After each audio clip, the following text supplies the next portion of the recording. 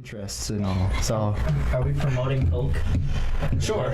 Yeah. He has a Papa. It's Papa Emeritus. So it's a pop culture show. We're talking about Ghost, Papa Emeritus. So yeah, we're just gonna do a quick little 5, 4, 3, 2. Hi, we're live on YouTube. Hey everyone, this is the Pop Culture Show. So this is our episode 1 of our show called "Things That Were Not Cool in High School." It won the vote. Ben's hodgepodge show lost. So we're gonna talk a little bit about. I'm probably making so much noise with this mic. We're gonna talk a little bit about everything. So it's gonna be comic books. It's gonna be movies, television, video games, music, everything in between. The chat is going. We can see it. Heidi is on the board. She's watching it. So if you if she sees something, if she sells seashores by the seashore or whatever, anyway, if she sees something before I do, she's gonna chime in. She's gonna put it out there, and we're gonna go from there. We have a guest in the studio today. We have someone who's just coming in, hang out live. He's gonna be an interview with me one day. My buddy Rich. We met him at the movie bar. hey, Rich. Which it all ties into pop culture and movies, and together. There we go. It's like a Tarantino movie. So we'll get into a little bit of news, and then we'll get into some of the stuff we want to talk about. First thing, I was watching, Nikolai was laughing at me when he came in. I was scarfing chicken wings down and watching stuff. The PlayStation Classic was just reviewed by IGN. Did not get good reviews. Got a 5.5. The reason being, they said a lot of the games that you're going to expect for the PlayStation that made it a classic system, that made it very popular, were absent. They were not showing up. So there's no Tomb Raider, no Resident Evil, no Gran Turismo. Oh wow. Yeah. Jeez. And a lot of the ones that you do want, like Spyro and stuff like that, and Crash Bandicoot, you can play those remastered. Yeah. So good calls. I mean, I saw this coming from Sony. Like, they were just gonna put all the B lines in, and they're already remastering the A lines for like their PS4 and everything like that. So there's no point. Now, I do get criticized. I know this is going to be very heavily watched by a lot of my friends who are in this. I am the quote unquote X-Bone guy, right? I'm the Xbox guy. I'm right there with you. I personally feel as an Xbox, I think does better for their customers. They could have came out instead of Classic, but what they did instead is gave us backwards compatibility, and all the PlayStation people laughed at us and said, "Oh, you're gonna play all those stupid old games. You're spending $100 for 20 games. Who won?" Exactly. That's all I'm gonna say. Exactly. Another big thing they were upset about in the review was the controller. Obviously is the old school controller, and I don't know if you can or cannot do the rumble, because PlayStation had their cycle for at the end there for the DualShock. Yeah. Mm-hmm. So when you play the classic Metal Gear game and you have that infamous scene against Ben, help me. This is where you come in. Okay, that's the first scene where you get spotted. Dun, dun. No. I'm talking about the boss that he controls your controller. Oh, that's Psycho Mantis. Yeah, Psycho Mantis. So when Psycho Mantis vibrates your controller, you don't have that experience. Oh man. Because the controllers don't support that. So Such a bummer. yeah, so a lot of stuff I think they dropped the ball on. I'm personally not a fan of classic systems. The only reason I'm kind of into the Nintendo ones, if I were to get them, is the controller. PlayStation controllers never really changed. I mean, besides getting rid of 2 thumbsticks, it's the same thing.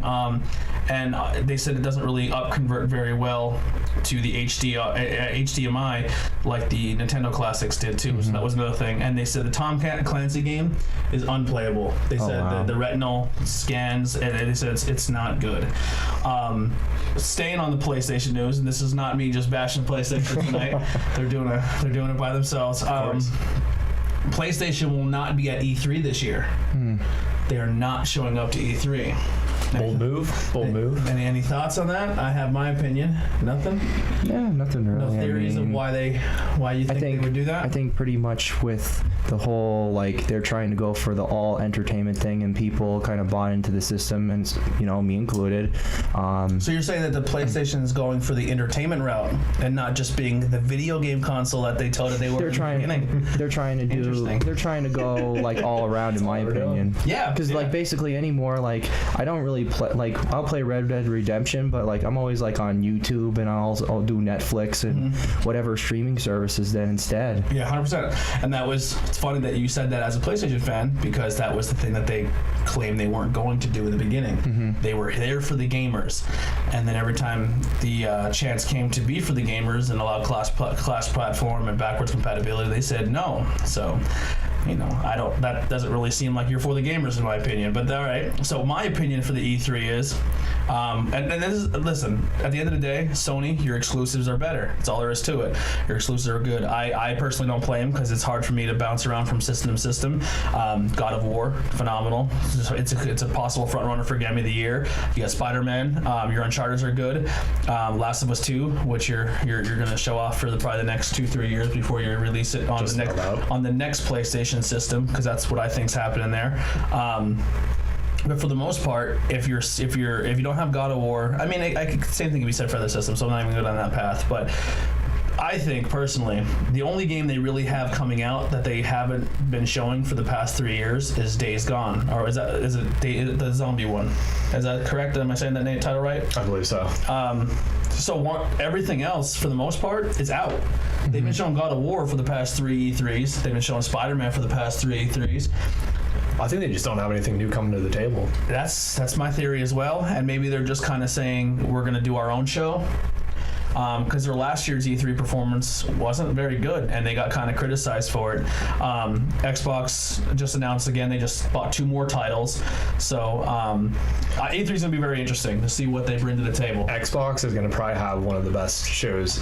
Well, they'll have for E3. They're going to have games to actually show. Yeah, I don't think they're going to show the exclusives yet because I think that's still too far out. But I think it'd be very nice to kind of give you a preview of what's to come, because they, when we first came out, Xbox, and then we had somebody else take over who was running it. They didn't do a very good job. And everything that they said that they wanted to do, that they got so much backlash for, we're kind of there already, and they did it without everyone caring. So the same thing everyone complained about is exactly where we are in the gaming industry anyway. They're talking about making a discless Xbox, and people are excited for it. Exactly. And that's exactly what they were kind of going to do in the first place. So so the titles are coming. They got criticized for a lot of things. They backtracked. They put Phil Spencer in charge, and I think he's been doing a phenomenal job. They bought a lot of studios, so there's a lot of good stuff there coming there. Battlefield 5, some news there. It just came out. It's getting a little flack that it's kind of not a finished game, but from everyone kind of opposite of what Battlefield 4 and Battlefield 1 got criticized for not being kind of finished when it came out, but the people said it's not finished. You can definitely tell it's not a finished game. They're happy there's no more season pass, there's no more battle pass, so it's not a $100 game, but they're very happy with the gameplay. I personally haven't played it yet. I have a trial upstairs. I didn't get the chance to play it, but they said it's a very, very, very good shooter. Now, did you happen to see that they're selling that for $30 on Target? Yeah, I should have picked it up. Yeah, I'm a digital guy, so I didn't bite on that. I went crazy on the pre-Black Friday sales. I got a lot of early birthday gifts. Heidi, thank you. I picked up WWE 2K19 for my wrestling, which I was very hesitant to buy because last year's game burnt me, I felt. I didn't think it was very good. This one, I think it plays different. It feels nice. There's a lot of cool match combinations, so if you're a wrestling fan, the new 2K is definitely good. I picked up Jurassic World Evolution, which I cannot stop playing. I am a park builder guy. You give me a game where I can build a park and I can adjust prices, and then you make it Jurassic Park. Sold. It took away Red Dead from me. I don't play Red Dead that much, which is insane to even think, because Red Dead is a masterpiece, but I'm such a sucker for park builder games. So I've been playing that. It's crazy. The other night, me and him were on the microphone, and I turned around, he went to bed, and it was already 4:30, 5 o'clock in the morning. Jeez. Yeah, and I lost time like that. I was like, oh my god, it was done. So just to note though, when you played Red Dead, I had to chime in around like 1:30 and be like, Tony, you have work tomorrow. Yeah. So the fact that you've gone even deeper in this shows. I'm an achievement guy. I like my achievements. I will grind for those hard ones. I don't always try to go for the perfection, but I do like to grind for those achievements. I'm not gonna get Black Friday stuff. I won't get too much into it. Other quick news: Fallout 76. Ooh, wow, that's a garbage fire right there. Relax, he just moved. So Heidi doesn't know Rich or Joe. So anytime they breathe or move, you might get a dog bark. So, Heidi's gonna bark too. Lady Heidi. It's really the only two women in my life. So they're the same person. Wow. Fallout 76. Yeah, so Fallout 76. Thank you, Ben. Way to keep on track. Remember, you gotta go back up in the hair. All right. So, yeah, Fallout 76. everyone was kind of expecting it to be what it was, but not as bad as it turned out to be. I'm a huge Fallout fan. I'm holding out Judgment. But I mean, I think it's going to fall in the same category as Elder Scrolls Online, which is sad because it has potential, but I just think now people who stuck with Elder Scrolls Online, everyone have told me that game has gotten tremendously better. I heard the same thing. Yeah, I just don't have time to dive into it. So Fallout 76, I still hold out Judgment. Hopefully I will pick it up. I'm waiting for it to go on sale. I will not pay $60 for it after everything that was said. I think it went down to like $30 now too. Fallout 76. I They're think really $30 like is a for fair straws in a asking way. price. I think that's a fair asking price. I think even if you say we'll charge you $60, but you get the next 2 or 3 DLCs for free, I think that would be a fair. I think they're going to have to do that anyway. They have to win back a lot of people. Yeah, they got to get not happy. Yeah, that's going to be a tough sell.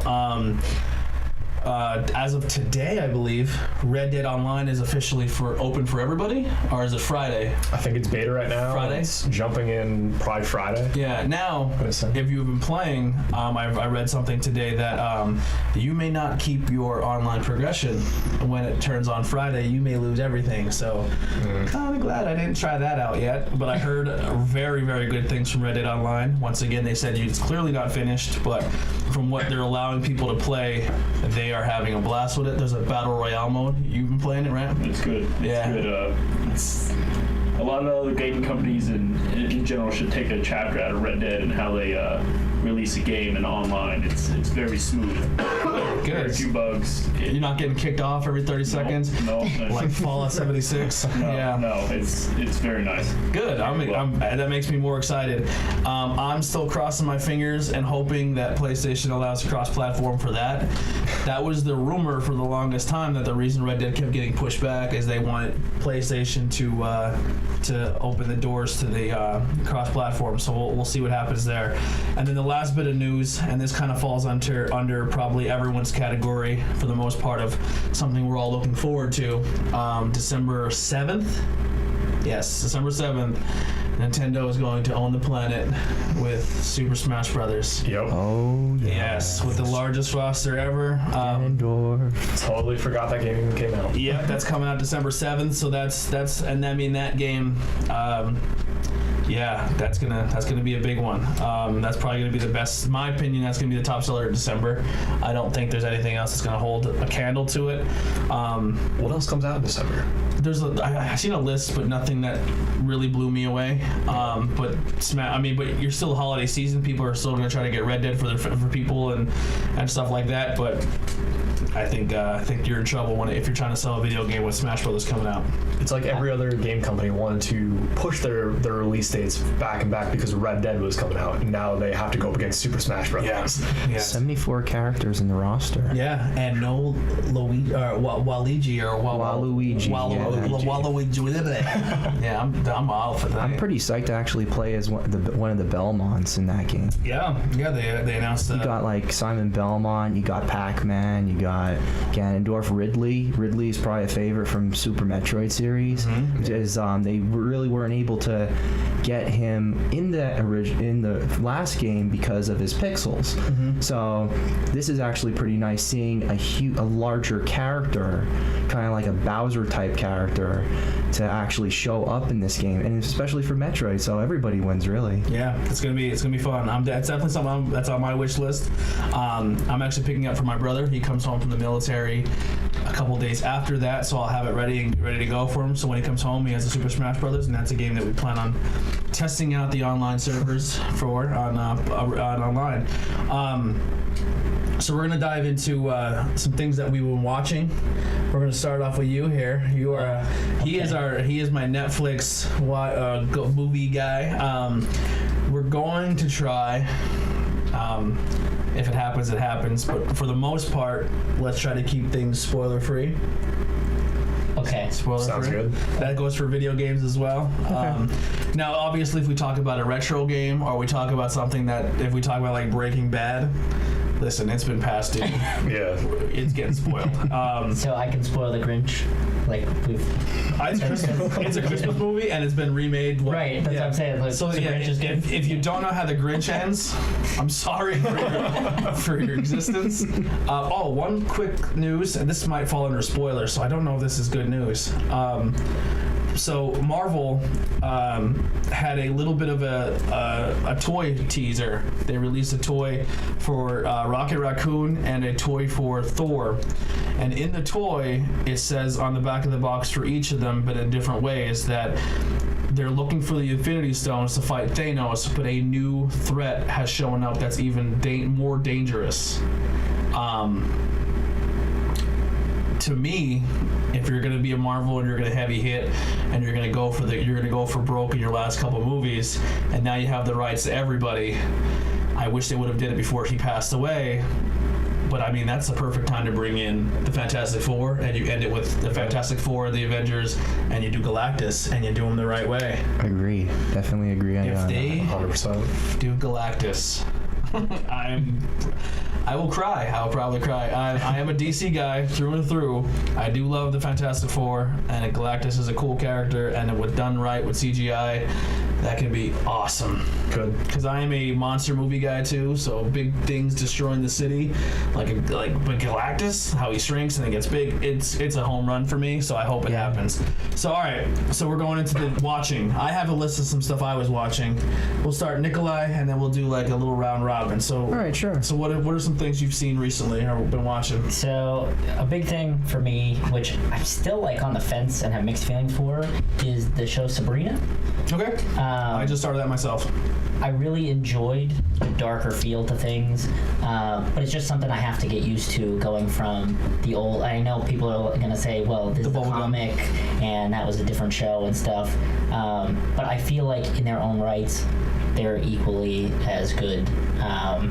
However, I did find out today that there is, on December 14th, they are doing a holiday special, so I'm excited about that. And within that announcement, there was 3 characters that were going to be introduced either between this holiday special or season 2. Okay. So I'm kind of wondering, since we've seen them in the first season in like Halloween, that now that they're doing this like Christmas holiday time special, if we're going to get bigger holidays throughout the year as specials, or are we going to get like, oh, here's part like 3 is the summer season, or something like that, just so we can see how their full year is, instead of like how most shows go, where it's like, oh, we'll throw a Christmas episode in or a Halloween episode and then just random episodes throughout. Well, the budget for the Netflix budget is even more open than it was before, because now they're not doing any of the Marvel shows, because Marvel's going to their own streaming platform. I think did they announce Deadpool or not? Daredevil yet? Is that officially done on Netflix? I know they did Luke Cage, they did Iron Fist, they did Defenders. And there's like Jessica Jones. The only 2 they didn't announce that I don't think yet is Jessica Jones and Daredevil, but they gotta be soon. I mean, they're not gonna just keep those 2 and say the rest are going to the streaming. Disney's gonna want to take it all with them. So, I mean that Riverdale universe is a knockout of the park, because you could do Archie, you could do Sabrina, you could do Josie and the Pussycats. There's a lot in that universe, and the Archie comics itself, when they took that darker turn and they went into the more adult themed teenager style comics, that's just it's a steal for Netflix to have extremely popular too. Yeah, just to have that. So it's possible to kind of break it up that way and do seasons, which would be very interesting. I like the new Sabrina. I think it's really good. I'm a big fan of it. I'm not finished it yet, but from what I've seen, I definitely enjoy it. So next for me, like I already mentioned, I did go see The Grinch on opening weekend. Since it was Illumination that came out with this one, I wasn't really sure how. Who voices The Grinch? Benedict Cumberbatch. Oh, that might be a deal breaker for me. Well, see, he actually did a really good job Did he? as the Grinch. But like in the other movies and stuff, they made it as if the Grinch was feared. But yet in this one, he can go into town and have conversations or whatever. I mean, he's not the nicest to the Who's, but like he still puts that out there. Like they're not really afraid of him. They're just like, oh, here comes this asshole. I was like in all the other ones, they had this like deep, most likely British narrator, like Anthony Hopkins, I believe, was the live action. If you have Cumberbatch or Cumberbatch, I mean, you can't go super British. No, but this one they chose Pharrell as their narrator, which with the style of animation, it definitely worked for it, but it threw me off at first because I was expecting this deep voice of some kind. You can't be me. I'm a rock star. They flood most of their Illumination movies with Pharrell's music, so it kind of made sense that they would bring him in. He's very good at making music. So what else? Last night I have to look up the name because I'm never going to get it right, and I never do. The House with a Clock in Its Walls. Oh. In watching it, I thought it was a very good film overall. Like I was talking to Tony last night, we said it was a good introduction for kids for horror movies. If you want to get your kid in horror movies, they said the best one to get them started in is House of the Clock on the Wall. It still has its little scary parts, but it's a good introduction movie, yes. I did enjoy it. However, the trailers spoil so much of the movie, and that kills me when they produce these trailers. And they show too much. Right. And we've hit this age where it's like 2-3 minute trailers. And people can't just leave things alone, and they have to have everything spoiled, and they have to. It's terrible. It's funny that you say that though, because I didn't really want to see Avengers 2 when that came out. But all I wanted to see was the Hulkbuster scene fight the Hulk. And what did they do? They showed the clip online. The whole scene. And I was like, why do I need to go see this now? Kind of why I'm worried about Aquaman. Aquaman looks amazing, and they put out that like 13-minute trailer, and I'm like, and they show Manta in this, and I'm like, come on, like he looks really good now. He looks awesome, but wow. Hold off on that. Don't show that kind of stuff. How long is too long for a trailer? 13 minutes sounds like a short film. I over-exaggerate it. Yeah. If you know me, one trailer. I over-exaggerate all numbers. So, but it was really long. I mean, they show them through the whole desert, then they show them pretty much the whole scene of the sweat and the gear piece, then they show the whole running away scene in that town, then they show a whole fight scene in I feel like they show like the 4 biggest parts of the movie. I'm nervous. I think it looks like a really good movie, but I feel like that trailer showed way too much. Well, see, that's another thing that I don't really like about when it comes to trailers. They'll come out with one, it'll give a good amount of stuff out, and then they'll make a trailer 2 and the extended trailer take stuff out and add other stuff that you didn't necessarily need to see, because that's the point of the movie. Like, there needs to be more of that. You're supposed to pick and take. Right. Stop searching for everything, people. Right. And I know everyone's going to complain about this, but no, I did not watch the Lion King trailer. Yes, I know what happens, but I'm just tired of trailers, so I try to avoid them now because of stuff like this. That's the way to go. I like the teaser trailers. I like what I see. There's some things I want to see for interest reasons, but hold a little bit of belief to us. So I can agree with that. Trailers are getting a little out of hand. Don't play all your cards. You don't want to show your entire hand and be like, oh man, I have this awesome surprise. Yeah, someone just said in the chat, they show the entire movie in Aquaman, and the rest will just be filler, the stuff that we just, and I agree. Unless they shock us and they have a lot more up their sleeve, but the way DC, and I love DC Comics, but the way you've been doing your movies, you've been showing it all in the trailers, and then when it comes out, people don't care, and then you get shit on for it because you showed all your good stuff in the trailer. So, anything else you watched? Something that I've watched. I want you to talk about that movie. It's older, but you just watched it, and it's a recommendation movie. So I recently watched a movie called Teen Lust. It sounds awesome. Where this kid, he's kind of like on the nerdy side. He's in high school, and he ends up like doing this impressive magic trick on this cheerleader, and she's like, "Oh, you want to come to my party?" And he's like, "No, I have a church thing." And she kind of is like, "Oh, whatever," and then kind of ditches him. But you find out in the movie that his church thing, his whole family worships the devil, and it's a separate kind of church. But what he doesn't realize is he was bred to be sacrificed. So he was never allowed to have sex or anything. And he finds out in the middle of the ceremony when they lift the knife up that he's going to be slaughtered. So him and his friend get him out of there, and the rest of the movie is all about his mission to have sex. So he can't be sacrificed. Right, so that he can't be sexed, and their plans all. It looks hilarious. It looks really. I seen the trailer. He told me the plot, and I was like, I'm sold. I think it sounds like a really funny movie. And you said it's been out for a while now, right? Yeah, I think it was 2015. And the name of it one more time? Teen Lust. Teen Lust. So if you're into like horror comedy and that like old school 2000 like dirty raunchy stuff, it sounds like it's like American Pie meets Sabrina. Yeah. Yeah, that's what it sounds like to me. I'm about it. I'm actually looking forward to watching it. Is that pretty much what you got? Yes, but there is a movie I just saw a trailer for. It comes. I mean, Facebook Live people. It comes out Friday. By the time this airs on YouTube, the movie will be out. It's called Anna and the Apocalypse. From the trailer that I watched, they put a clip in there saying that it's Shaun of the Dead meets La La Land. So it's a Christmas movie with zombies. Lost me. And a musical somewhere. So I'm very curious to see where that goes. I mean, I wasn't a fan of La La Land. I know I'm probably going to get shit for that. I'm with you. I'm a musical guy, though. Yes. So it's not that I hate the whole theater thing. He lives for it. I do. That's his jam. But I'm definitely excited to go see that, just to see how ridiculous they can make this. Because they go at one point in the trailer, killing zombies with giant candy canes with spikes on the bottom of them to a dance routine. Like just and flipping back and forth and stuff like that. Who knows what's gonna happen? Check, please. I'm checked out for it. Yeah.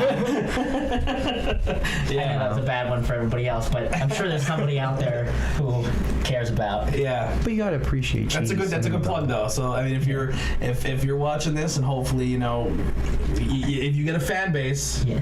if you're Team Nikolai, I'm gonna be the black swan of all this. yes, yeah. So just a quick thing. So I know if a lot of you have been watching a lot of our shows. So we do the MMA, we do the pro wrestling, we do the interviews. Interviews you see Nikolai on the camera, and most of it is Ben behind the board. He runs all that. Ben's into wrestling. And he can watch MMA. I mean, if it's on, Ben will watch it. I will, yeah. Nikolai, not MMA, no wrestling. No. He literally just hates his life the whole That's time. where I check out. Yeah. Like, get me out. Yeah, Like, so- do you want to go hang out? No. What are you doing? We're going to watch a fight. Nah, I'm okay. I'll stay. Yeah. So if you're into the musical, the theater, the plays, the Celtic Thunder, I'm your guy for all those. that is Nikolai is your man. Yeah. I'm slowly trying. I'm very open-minded. I'm trying to take some in, but there's just some give and take that I won't go with. That's okay though. Yeah, and that's a great thing about friendship. You're allowed to have friends that are into different things. And so, what do you got? Have you been watching anything? I actually have been. I've been watching a little bit of the 80s anime, cheesy dialogue or cheesy dubbing, but with smooth as silk, animation. Yeah. Been really watching some weird stuff. Legend of the Overfiend is one. It's kind of described as dark demon erotica. I knew it was going to be something weird.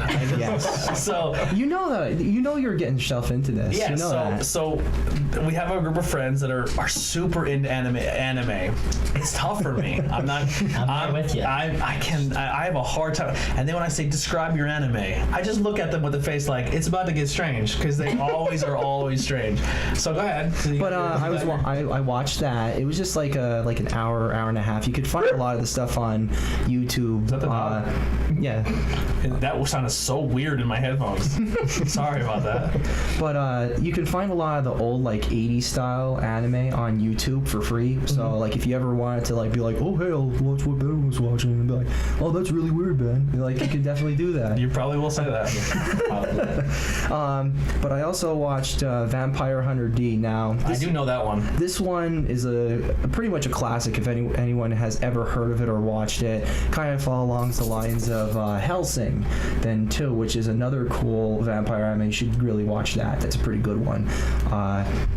Also 80s, and then they did a OVA, original video animation, they call it. I'm glad you broke it down because I would. But Vampire Hunter D, they did one movie. I think it was like in the late 80s, early 90s. Pretty bitchin' in the sense that like there's a lot of blood, gore in it, and a very stoic character named D, and he is a vampire, as they call him. He's like half human, half royal, which would have been a vampire, and so he goes around the world and kills all the royals in this series, in the movie, and he just like shows up on occasion. Very gory. It's pretty good. Gory. It's like really straightforward. Like you're gonna get a lot of like fleshing out on like history, like dialogue, and like focusing on D, but at the same time then too, like if you think your fight scenes are gonna be drawn out like Dragon Ball Z or anything like that, like the original, like the crappy Toonami versions of it, nothing like that at all. It's like literally like a 5 minute fighting scene, boom, you're done. It's said and done. It's pretty good. I like it. Our buddy DB Craft, I'm not wearing your shirt tonight, buddy. I'm sorry. Very good indie wrestler. We met him. He just said that he's a huge fan of the Castlevania on Netflix. I want to get into that then too. Yeah, so Ben's gonna cover that first, and he'll give us a little review on that as well. But he said it's good, so he said go watch it. So I absolutely did watch that. Wow, for a half an hour, you get quality half hour. Like you get everything fleshed out. It's not like you're not gonna be snoozing. Straightforward, good action as usual. I think they did really well with the properties for Konami with Castlevania, with Trevor Belmont, I should say, and they also include Alucard, and I forget what the other the witch is. I think she's like an oracle or something like that. They actually were in like the third Castlevania game for the regular Nintendo, which is pretty cool. So it was kind of like you have like different characters that you could play as in that game too. This is where my nerd comes in. So hey, we all have a little bit in us. So it's what to what extent. If you want to talk about Japanese animation and Netflix, I know the purists, when I say it, they cringe, they get very upset, they get angry. I watched the Pokemon? Death Note. Oh, Death Note. Death Note. People hated it. I've never watched the anime, so I don't know what. I just knew it was a demon who kills people in a book. The concept sounded awesome, and it was William Dafoe. I liked it. I was a fan of it. Well, I know people were upset because they made the original actor white, and they whitewashed it. Yeah, kind of like Ghost in the Shell too. Listen, have you seen the new Marvel comics yet? No, I didn't really get it. No one's who they were anymore. Yeah. It's I don't want to hear about, they're upset because they made this character. It's over. Like, relax. But isn't the point of a character, like, you can be whatever you want to be? Like, sure. Here. Yeah, so a lot of cool stuff. Yeah, DB, we actually just talked about Fallout 76. So we talked about the Fallout 76 thing a little bit. We have some stuff on the table. If you see, it's the Pip-Boy. We got the hoverboard from Back to the Future. We got some of the stuff you can't see, obviously, on the cam over here. But when this goes live on YouTube, you'll be able to see the front shot. We got a little South Park, Batman. We got some really cool comics here we'll get into a little bit. But yeah, there's a lot of neat stuff here. So we're trying to decorate a little bit. Did you pretty much cover everything you watched for the most part? Pretty much. Right. Yeah. You got anything that you were watching that you want to talk about, or something that you recommend? I actually haven't had time to watch anything. More or less, like, I'm super excited to go see. There's this this weird movie where cities are on tank treads. Okay. I don't know if you've seen the trailer yet. No. It's been all over YouTube. I'm really excited to see it. It looks like a B movie. It looks super awesome though. Awesome. I haven't really been watching anything. I haven't had time to. Been playing a lot. I hear you on that. So when it comes to watching some stuff, I sneak mine in while I'm gaming because I'm trying to watch. I'm super behind on mixed martial arts. Once again, I do this show, the wrestling show. So between watching all the wrestling, all the mixed martial arts, then trying to get my games in, and then trying to sneak other stuff in. So some of the stuff I kind of cheated because it's stuff I watched a while ago. So I watched. We actually just finished it. Last night or the night before? Haunting on Hill House. Every time we talk about it, we give it a different name. It's always Haunted House on Haunted Hill, the Haunting Hill House, or Haunting Hill House Hill, or whatever. It's always something different. If you're into the Stephen King sci-fi ghost stuff, watch it. It was really, really, really good. It was awesome, and every episode you're like, what? I super recommend it. I started watching Sabrina. From what I'm into, it's awesome. I have, I think, 2 episodes left of Big Mouth on Netflix. You didn't finish that yet? I did not finish that yet. Wow. So Big Mouth is hilarious. It's probably my favorite cartoon out right now. The Hormone Monster. I love that. I love the Hormone Monster. I'm a huge fan of The League. So, you know, the him coming and making his own show and having the rights to do it on Netflix has been awesome. But I fall into a trap on Netflix when I'm like, okay, it's time to watch something I want to watch. I start going through Netflix, and I always land on prison documentaries, like the Locked Up Raws. Like, I can't stop watching documentaries. So I'm a huge documentary guy. So like, if there's like, here's a serial killer documentary on this guy, I'm like, all right, okay, I'm watching that. Or like, this is about Charles Manson, and I can't stop. I have a problem. So I love documentaries. I'm always that person. They make fun of me at work that, like, you ever see the show Adam Ruins Everything or Adam Knows Everything? Yep. And that's kind of how I am with documentaries, because when I watch them, I'm like, I want to tell people about this cool stuff I learned, and they're like, who knows this stuff? I'm a weirdo. So that kind of happens to me a lot with the documentaries.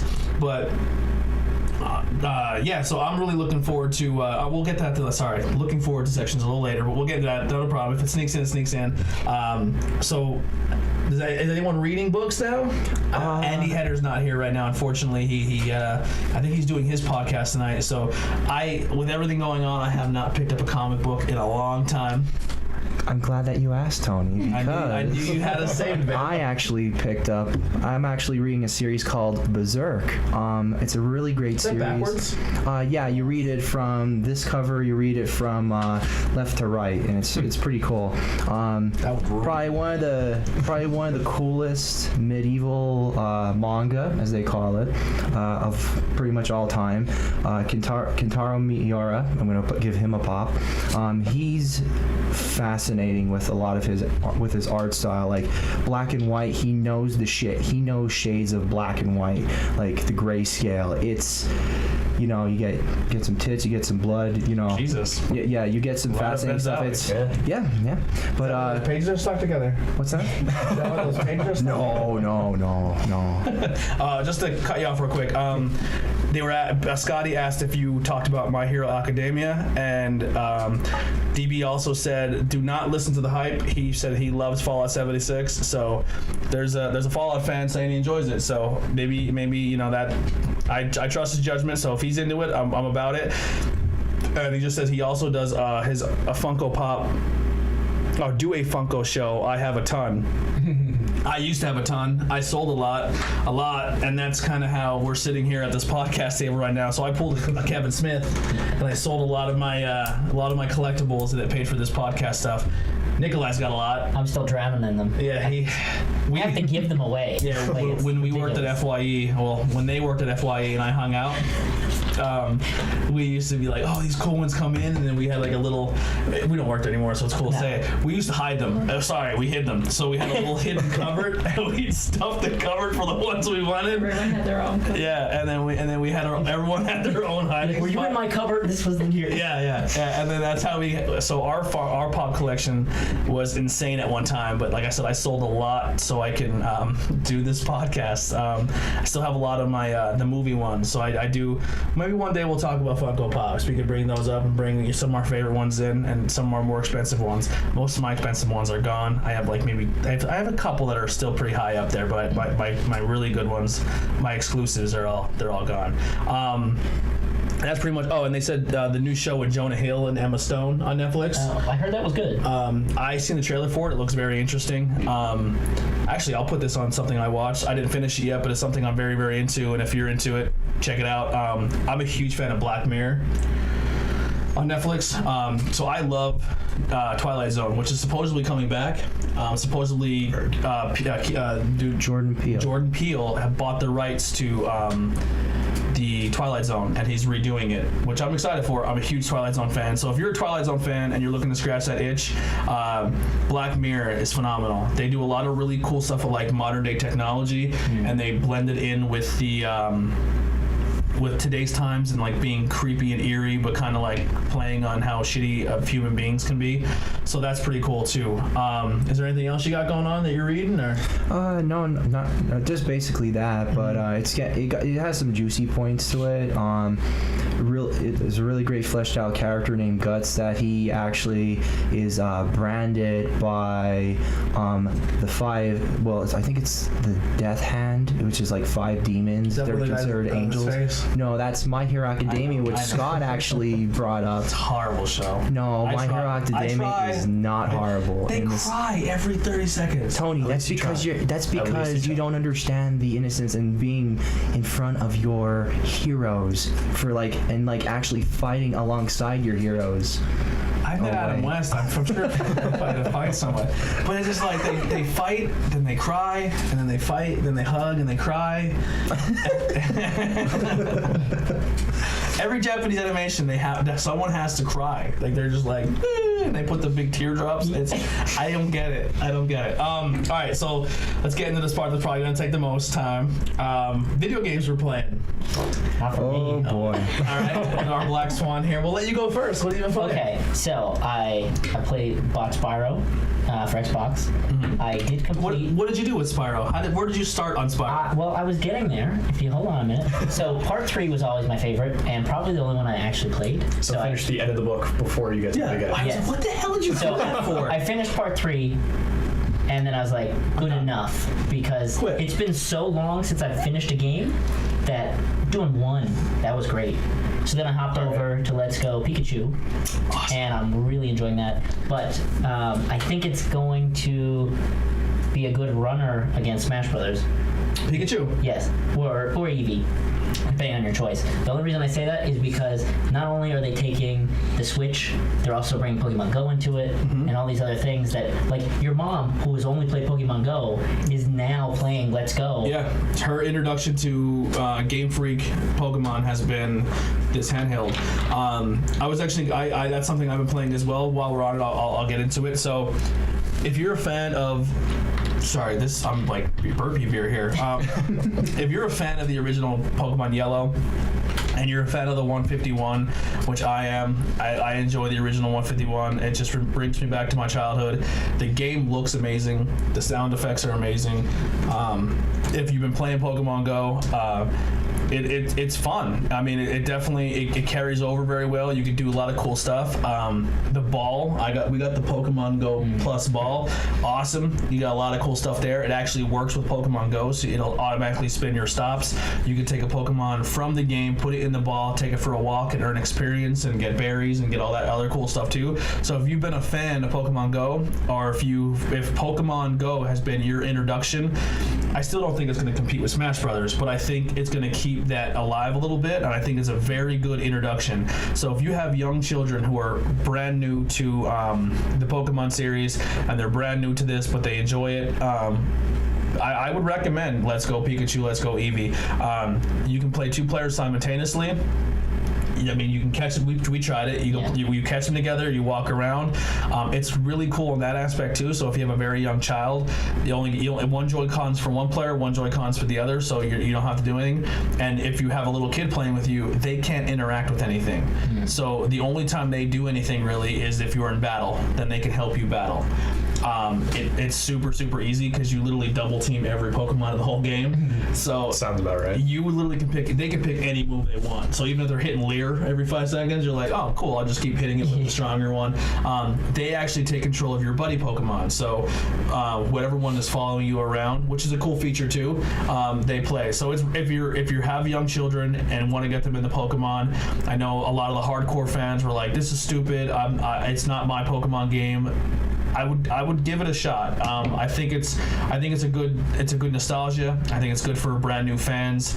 I would give it a shot. I think it's a good game. It's a lot of fun. I agree with you on that. Yeah. I do love though, and some people may not agree with this, that you can walk up to random people, and if you have enough Pokemon, they will give you the starters. Yeah. I mean, you can still find them out in the wild, but it's like a new trading mechanic. It's just nice to know that if I never find a Charmander, I just gotta go to this guy and get my Charmander. Or just catch it in Pokemon Go and transfer it over. Well, I'm just saying, if you want to stay in the Switch game, it's nice that you don't have to do that extra. Yeah. Oh, that's really nice. Go crazy. So I might get some flack for this. I'm a fan of the catching system. To me, maybe it stretches the game out longer, and the true fans will not like it. But when you catch Pokemon in that game, you do not battle them.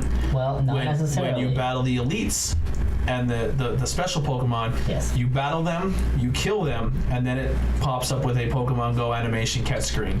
So it goes to the you just throw the ball and you feed it candies, but they won't run away. It's like a lock. They're not going to leave on you. But for the most part, and then when you're there, you can walk through the grass, you can walk through the caves, and if you're careful, you don't have to interact with a Pokemon the entire time. But catching gives you good experience as well. But I'm kind of digging the animation because they put more fights in the game as well. I think there's more fights and less catching, so there's a good balance. I personally like it. I think it's good. That was probably the biggest worry is are they gonna just simplify the game completely and remove battling, or what they're gonna do there? But so fun thing about that game too, and if my mom's watching, she'll laugh about this. So she loves shinies. So when she's on Pokemon Go, she's like, I love catching shinies. I want to get the shinies every time a shiny comes out, and she has most of them because Pokemon Go, to get shinies, they have events where they say your shiny chances are much higher. So she goes, how do you catch shinies in Pokemon Go? And I said, you have to chain them. So you have to catch numerous of the same Pokemon over and over and over again. She caught about 150 Magikarps in a row and still didn't get a shiny. And she's like, this game is pissed. I'm like, that's Pokemon shiny catching. Welcome to RNG Jesus. Yes. I do kind of like that though, because the game kind of battles back at you, because I really wanted a shiny Golduck at one point. So I was catching a bunch of Psyducks, and I think I got to 12. And then a Squirtle popped, and I'm like, do I catch the one Squirtle I've seen this entire game? You run. And give it up? No, I caught the Squirtle. And that's why before my third badge, I had all the starters almost to max level. Yeah. So catch it. So yeah, catching does catch everything in that game. That's how you get your experience. Anything else you've been playing? I know you have one other game you can talk about. What's that? Call of Duty. Oh, that's garbage. I play it, but it's just I really only own an Xbox because everybody plays that I talk to, so it's more of a social thing. I hate it. And Call of Duty has always been the game that they're like, yeah, we're gonna get Call of Duty and we'll play it. No matter how many bugs or garbage happens, we still get it the next year. But this particular one, I honestly can't name one map that is new. I mean, you guys can correct me if I'm wrong. Majority of them are retro maps. But they added Nuketown again, which everyone loves Nuketown, but they just revamped the map and changed little details here and there and stuff, but they're all still the same. So you pay $60 and a season pass to pretty much play maps you've already played. Yeah. The spawn systems are horrible. The kill streaks are even cheesier than they were before. And if you're a Call of Duty fan and you disagree, I don't care. I'm saying it. It's all there is to it. It's my show. You're not on it. You can't. I'll delete you from the comments. I don't care. It's terrible. It's absolutely terrible. So what the new thing is now with the operators is you get the guy with the barricades. You barricade yourself in a room. You shoot everyone who tries to come into it. You get your kill streaks, and then you keep everyone outside while your attack chopper destroys the whole game. And that's how 90% of the games we play end up going to. So you mean you don't like Overwatch mixed with Call of Duty? No, I like the Operators. I think the Operators, when done correctly, is a fun game. Personally, when it first came out, I was very high on the game and people hated it, and then people gave it a shot and realized it's a really good game. I think Rainbow Six does the Operator system.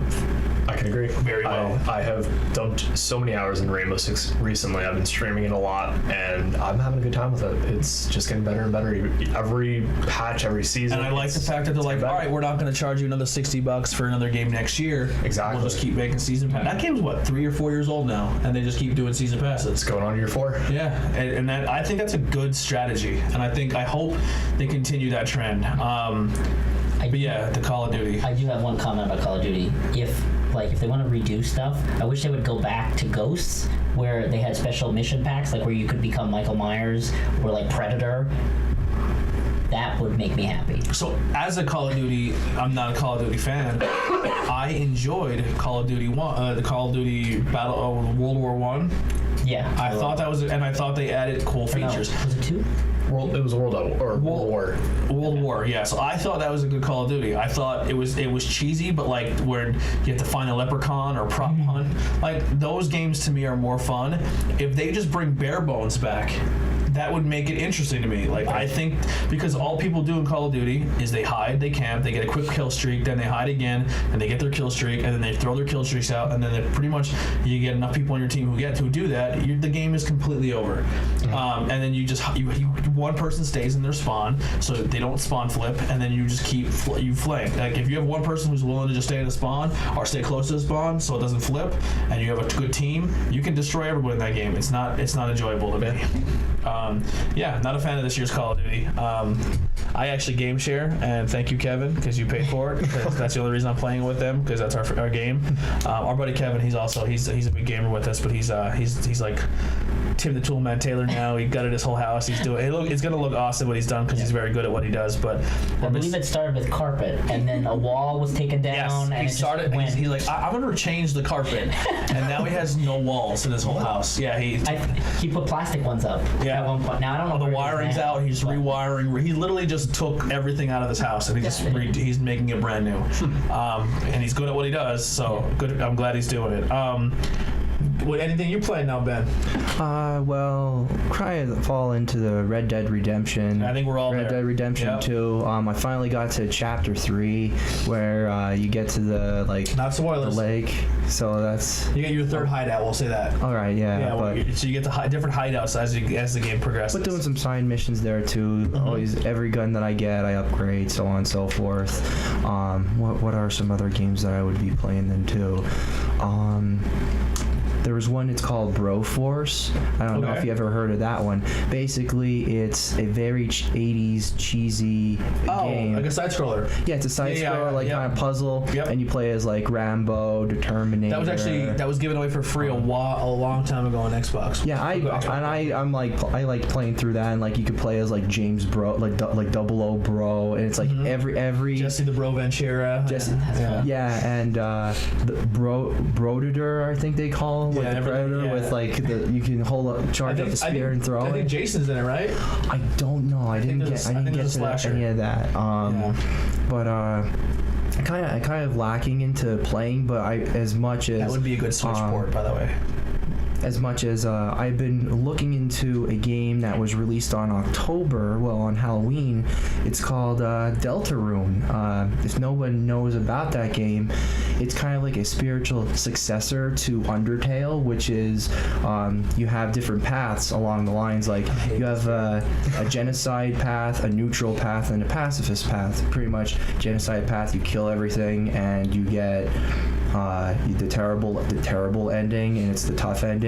Then you get the neutral one, and you just pick and choose who you kill, and then that's a different ending then as well. And then you can actually be a pacifist and save everyone, and then try to defeat the final boss, and that that battle looks phenomenal. But Deltarune is like the spiritual successor.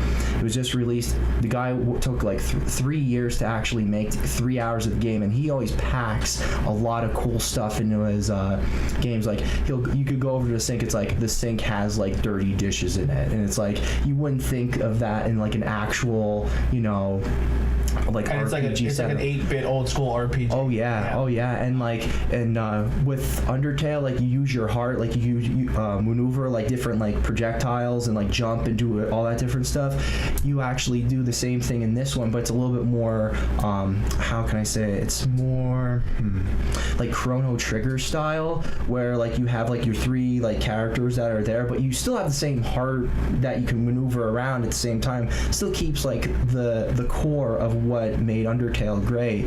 And if you haven't played it, or if you really want to watch it and see what it's all about, definitely get into it. It's pretty fun. I think I watched like 6 playthroughs of it already, and it's fun every time when somebody always looks it over, especially when there's a YouTuber named Jacksepticeye that actually plays a lot of games, and he's just really fun with going through different games and all. So if you haven't seen Deltarune, take a look at it. It's pretty interesting, very fun, and I really want to see what the creator comes up with. Hopefully he gets the game out soon-ish, or at least next couple chapters. Sound like it would be a good game for the Switch as well. I think that's another thing where Switch is going to definitely take off. I think the best things that were on the Vita were those those independent side-scroller old school style games. And I think that's where the Switch is definitely going to take over. There was actually news too. It's kind of like speculation, so I didn't really bring it up, but supposedly PlayStation is going to try to do another possible system, and their system's going to go to cartridges, or it's going to they're going to try another handheld, which I think is suicide. That's just my opinion. Who's that again? PlayStation. Oh. Yeah. So I talked a little bit about what I've been playing, the Jurassic World, the WB 2K19, the Let's Go Pikachu. We covered a little bit. I'm starting to kind of slowly phase in Forza Horizon 4. If you're a racing game guy, arcade style racing with the Forza style, Forza Horizon 4 is awesome. So the way they do that game is, if you're unfamiliar with it, every so many weeks or so far. So if you do the single player story mode, you can do it solo, you can do it with a friend, or you can do the entire game PvP story if people can join your race. Every time, as you progress throughout the game, the seasons change. So not only do you get to different spots in the map, that every so many months or so many weeks, the seasons change. So your game goes from fall to winter, the spring to summer, and every track changes because now it'll be muddy, it'll be icy. So the dynamic of the game changes, and that's how the online is too. So when you're playing online for a couple weeks, you may be playing during the winter, and then it kind of goes again to a different season. So it's always something new. If you are an Xbox person, and I only speak on this because I am one, I feel if you're a gamer, Game Pass is definitely where it's at. You pay $10 a month or $60 for the year. Even if you just want it for one game, you pay the $60 for the year. You get Crackdown when it comes out soon. Fingers crossed. If it comes out. Which they completely changed that up too. I've seen some stuff that looks pretty neat. You get State of Decay 2, which is awesome. I played a lot of that. Sea of Thieves. I didn't get so much into that yet, but it's there. Forza Horizon 4, and that's going to cover every exclusive game from now till they change their policy, which I don't think they're going to after they already put it out. So with Xbox buying more platforms and more people to make games and make exclusives, I think now is the best time ever to get into that Game Pass. There's a lot of cool stuff on there. If you want to go back and play the old Halos, they're all on there. Every Gears of War is on there. If E3, they say Gears of War comes out, that Game Pass covers you. So day one, if you are a subscription to that Game Pass, you get that exclusive game the second it comes out at midnight, and you don't have to pay anything extra for it. And every time those games on Game Pass go on sale, not only do you get them on sale, but then you also get them at a discounted Game Pass price. So it's if you're gaming on a budget and you buy a system and you're like, I don't know what to buy right away, get the Game Pass. Get the Game Pass. There's almost 200 games on it or more that cover original Xbox 360, and Xbox One, and they always cycle new stuff in and out. So it's definitely something to look into. That's why I started picking up Forza Horizon 4. The game I just beat recently, I went crazy on it because I wanted to finish before Red Dead. Was Assassin's Creed Odyssey. I am a huge Assassin's Creed fan.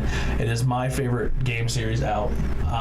Good, bad, or ugly. I know some of them are terrible, but I will grit my teeth and sucker my way through them, and I will force myself because I love the whole backstory. I'm so stuck in it. Even though I'm one of the rare people who like the newer storylines and all the stuff they're getting away from, I was a fan of. So I'm very committed to the Assassin's Creed franchise, and I get real butthurt when people make fun of it. My buddy Will Johnson, he was like, I don't know how you say this thing, I don't know how you do it, but I love them. They're my favorite. Assassin's Creed Odyssey did not disappoint. It's making me want to play The Witcher 3, because they said if you like Assassin's Creed, you'll like The Witcher 3. So I'm going to give it a shot.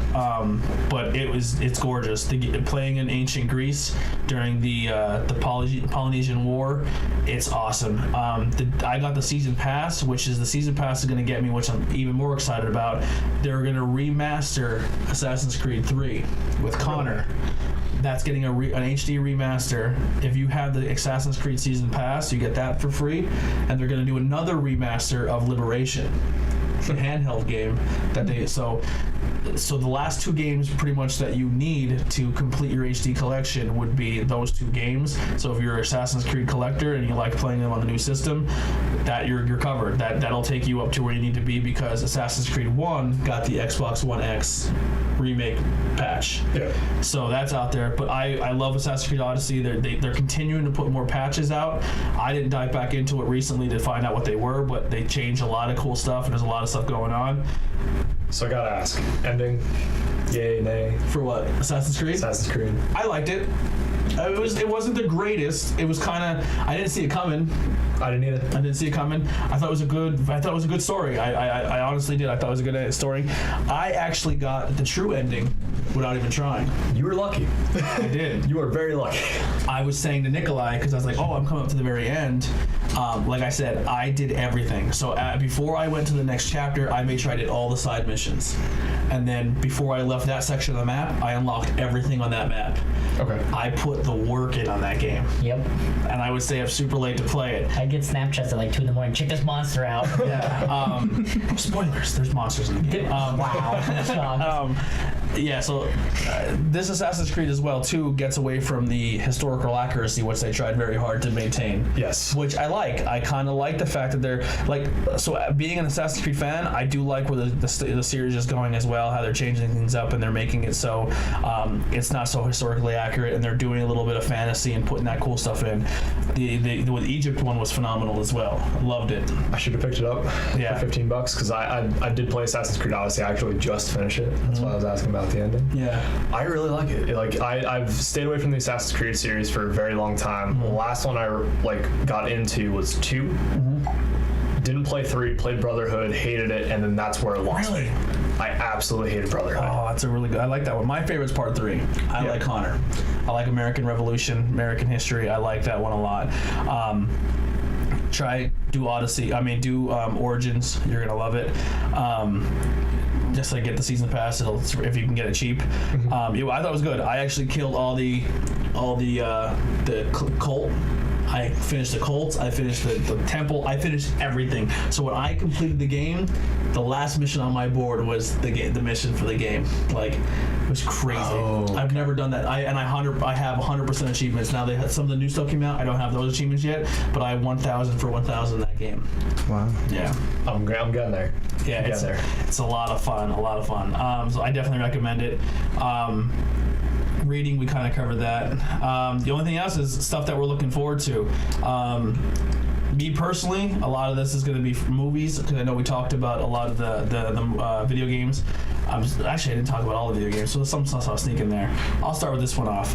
The live-action Disney trailers they've been showing. The Dumbo looks good to me. Lion King, awesome. Super excited for that. Aladdin, I'm holding out judgment for the genie. If the genie looks terrible, it may kill it for me. I want a blue genie. I don't know how you feel about it. Now the cast. I know you know, but does anyone else know who is playing the genie? No idea. Who's replacing Robin Williams? Will Smith, our guest in studio, nails it.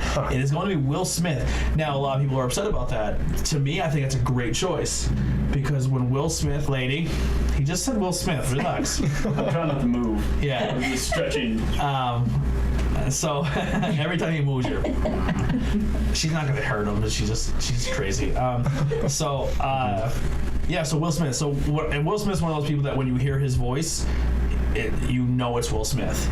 And I think the genie had that with Robert Williams. When you hear Robert Williams, you know it's Robert Williams. And I think that's a good choice because he fits that very familiar voice. So it's going to be very comforting to hear a voice that you're comfortable with, even though it's not Robert Williams.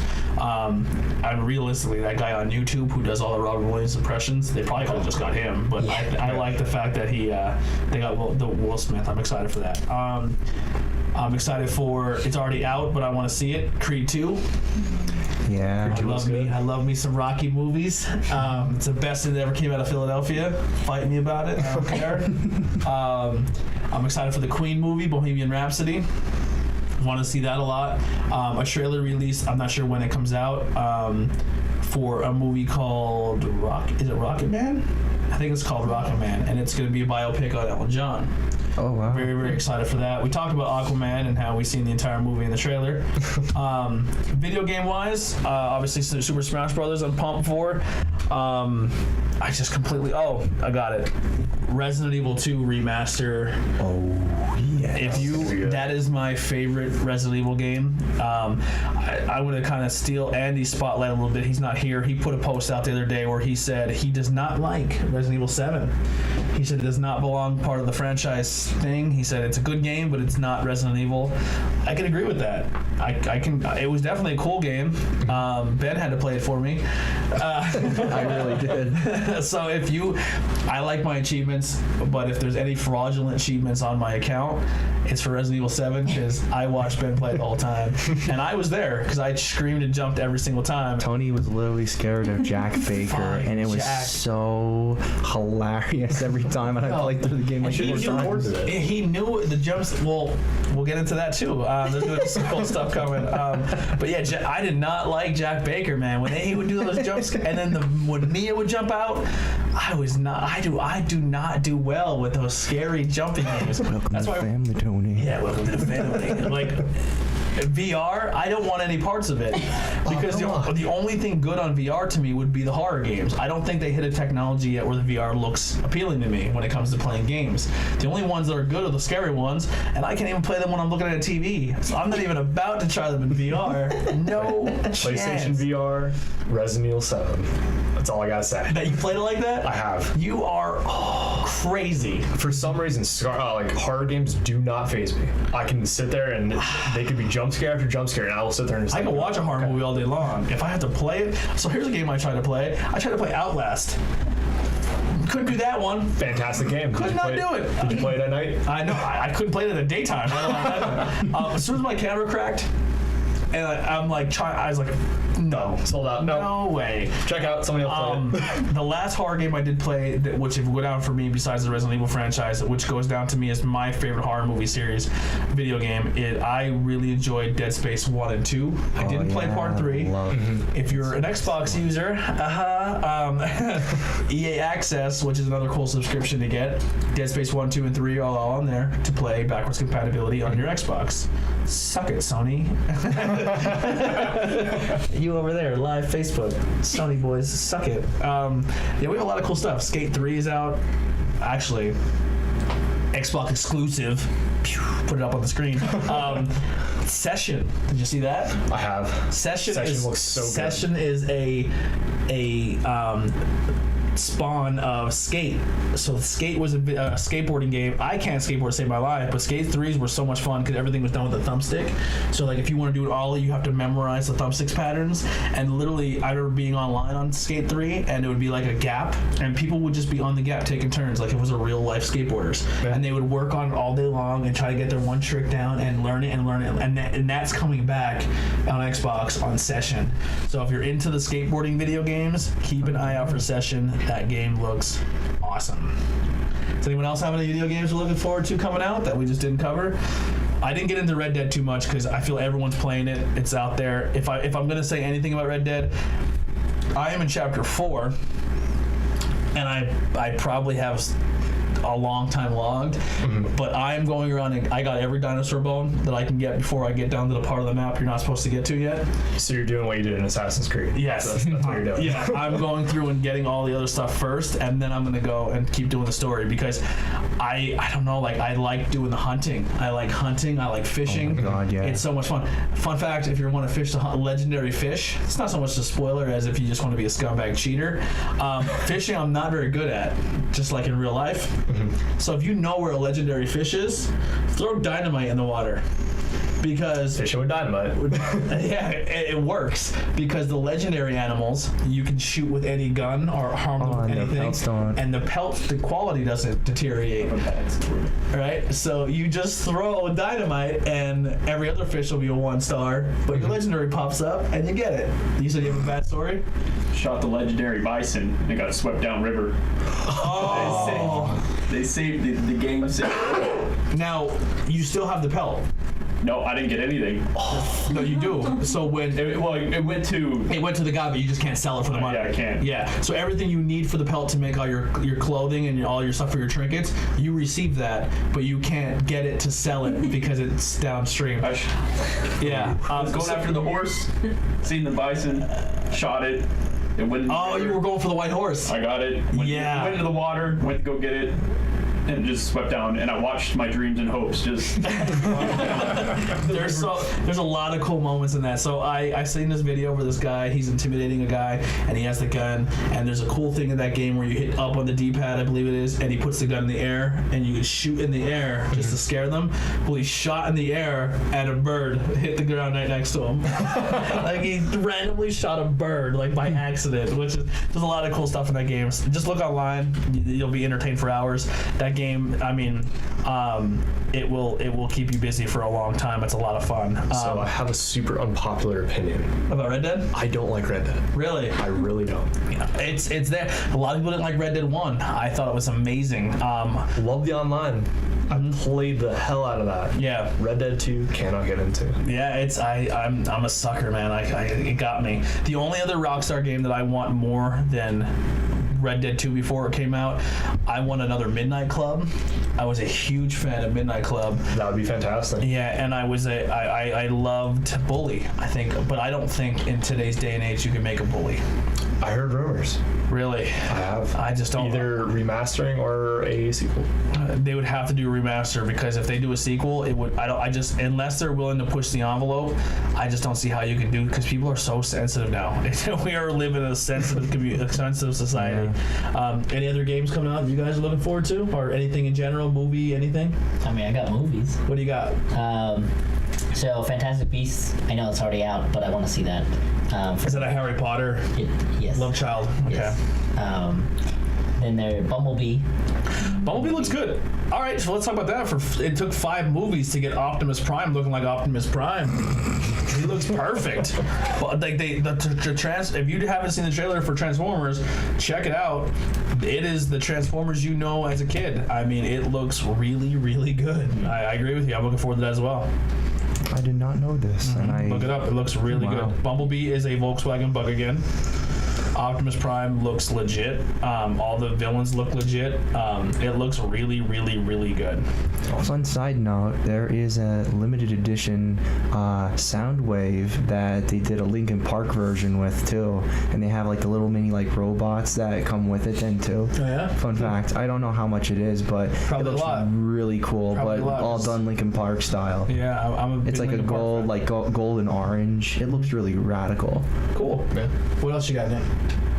That's about it right now. Yeah. I mean, we got the final news for a movie called Santa Fake, starring Damian McGinty. So I'm gonna plug it. Okay. The reason why I'm plugging it though is because I was a nut job and flew across the country to New Mexico to work on the final 2 days of the film. So from what I've seen, also another major cast member is Judd Nelson. From most of you will know him from Breakfast Club. I got shoved out of the way in one of the scenes by him. So we'll see Look for Nikolai in the movie. if that gets cut or not. He gets But- body checked by Bender. But it was really fun working on those two. They are in the final steps of editing. It is a Christmas movie, so it's probably not going to be Next around Christmas. this year. So we will see what that is to come. So Nikolai doesn't like to talk about it for some reason. He gets like super shy. But Nikolai is he's very talented, inspiring actor, director, producer. He wants to do a little bit of everything. He does a lot of extra work. He does a lot of stuff in movies. He's been on TV shows like Gotham. He's been on with the movie he's talking about. He's another movie he was working on that he I don't know if you can talk about it, but so he does a lot of stuff like that. He does a lot of extra, like he does extra work to start. He gets roles in films. He's doing really, really well. He has a lot of good he does a really good job. He has a lot of stuff coming out. Sorry. A lot of Heidi texts me. okay. But yeah, so it's really good. Yeah, he's doing awesome. So keep an eye out for Nikolai. We like to watch stuff and try to find him in the scenes. Yeah. But yeah, he's Didn't find him in Gotham. I have to rewatch it. he's hard to find in normal. So Yeah, I'm the Hobbit. yeah, he's our little Leonardo DiCaprio. Yeah. well, Yeah. Hey, if it works, use it. Trust me. It doesn't though. I'm the fat Mark Wahlberg. I don't know if people see that, but. Anything else? Anything coming out you're looking forward to? No. Got nothing on my plate right now. Nothing. Ben. Well, I got a arcade board. I collect arcade boards, by the way, and I actually got one. It's called Night Slashers. It's an Data East classic, where if you get the Japanese version or play the Japanese version, you get the cool like heads exploding from zombies and like deteriorating corpses, like pile of mush and all. I wanted to go through a second playthrough as some of the other characters. The one is like Christopher. The name of the one character is Christopher, and he's more like a vampire or demon hunter type. Where I played through is like I always like my power characters, and the guy's name is Jake, big jacked American with like cybernetic arms, and he has like a concussion blast from his wrist, and he blows the heads off of zombies. I really would love. I know, Tony, you were talking about a little bit with maybe a video game capture. Yes. Did I hear about that from you? So I think we might do that for maybe a potential Halloween special. Maybe. So cool we'll get into it. Ben put it out there. He loved it up. I'll knock it out. So I sold on Facebook. I put out a long time ago. I have the Marvel Phase 1 Collector's Edition. It's a suitcase. It has a Tesseract in it. It has Hulk 1, Captain 1, Iron Man 1 and 2, first Captain America, and there's the first Avengers. So everything up to Avengers 1. It's a collector's edition. A really cool chick bought it off me in New York or New Jersey, I forget. So I have to send that out to her. So I got a pretty good price for it. I got exactly what I was looking for. So that money is actually going to go towards an Elgato and then a piece to make so we can do retro systems. So hopefully some of these pop culture shows we'll do like a side project too, where probably won't be all of us because I can't fit everyone in my game room. But we'll pick and choose, and we'll do like one or here or there, or if someone's available on a Monday or Tuesday, we'll get people together and we'll just do like a live stream, and we'll just kind of put it on either here or our Facebook, or I don't want to do so much Twitch or Mixer, because I think that's where a lot of people go. I want to kind of try the YouTube route, so that's probably where you'll see it. So subscribe to us if you want to watch the live thing. We'll plug it and give you the links to go watch it, but we'll probably do some live video game stuff and do some Let's Plays and maybe play some drunk Mario Kart, and we can get people involved. That'll be a lot of fun. So yeah, that's coming up soon. So pretty much we tied up everything we want to talk about. We had 2 relatively new people pass away. We had I'm probably gonna pronounce his last name wrong. Steven Hillenburg. He was the creator of SpongeBob. Was not a huge SpongeBob fan, but obviously that character has been etched in pop culture history for a long time. There's no denying the impact it had, and that's someone's childhood. Like I grew up with different things. SpongeBob really wasn't my generation, but there's a generation that SpongeBob that was huge for them. That was their childhood. Oh, yeah, that was their thing. So the creator, was he the voice of SpongeBob as well, or he just he pretty much made the concept, because he was a marine biologist, and he actually made a comic book of ironically enough, he made a comic book of all these all the marine life, and one of the artists that worked on the show, believe it or not, got the idea oh well, I like your stuff, and then Hillenburg's like, all right, well, if anything, why don't we just make a show of it and go from there? And then 20 years later, we got SpongeBob, a titan on the Nickelodeon network. Yeah. For the most part, and wow. SpongeBob really filled the gap. It filled the gap because you had the 90s and then you had the 2000 era cartoons. Sorry if that's on the mic. Deal with it. I want to. It filled the gap. So when you had the Rugrats, you had them leave, you had All Real Monsters leave, you had all those really hard-hitting cartoons left. Yeah. A lot of people were like, what is Cartoon Network going to do? Or not Cartoon Network, Nickelodeon. They're losing out a lot of good stuff. They're to the early 2000, late 2000 cartoons are dying. People don't want to watch adult Rugrats. It's over. So they hit with SpongeBob, and it hit a new generation, and that took the torch. Definitely. And it kept Nickelodeon alive. It definitely lasted, has its huge culture impact. I grew up with SpongeBob, so I'm probably the youngest here by far, and that defines most of my childhood. Just sitting there, coming home from school, watching SpongeBob. That right there just makes it. Yeah, and then I definitely wanted to bring that up because we are a pop culture channel, and it would be a disgrace to pop culture if we didn't bring that up. Yeah. And then the main reason, the biggest one, heavy hearts on this one. We lost Stan Lee, 95 years old. The result of his death was a cardiac arrest. I think he had some other issues that he wasn't telling people. Supposedly, I guess he had fluid in his lungs, or bile in his lungs, or that was caused from eating your food too fast. They said that was kind of that's something that happens. I guess when you eat food fast, your stomach acid can end up in your lungs. And when he died of the cardiac arrest, they found a lot of stomach acid in his lungs, which could have been a tribute to that. So chew your food. And I don't do it. I'm gonna start trying it. But we lost a titan. If you're into comics, if you're into anything that's movies now, obviously if you're into the Marvel universe, this guy has created or co-created all of it. No more cameos, which I can disagree with. I mean, if you can CGI Paul Walker, CGI, no CGI people, all you need to do, hear me out. He could literally just be sitting in the crowd somewhere and just CGI his face, or just him on a body. But they won't. They're gonna go that extra mile and have him talk or something dumb. Don't want that. Just have him walk down the street. Do you know what I like better? I like the idea that's going around that Deadpool dresses up as Stan Lee and just makes cameos. That's just me. I like that idea.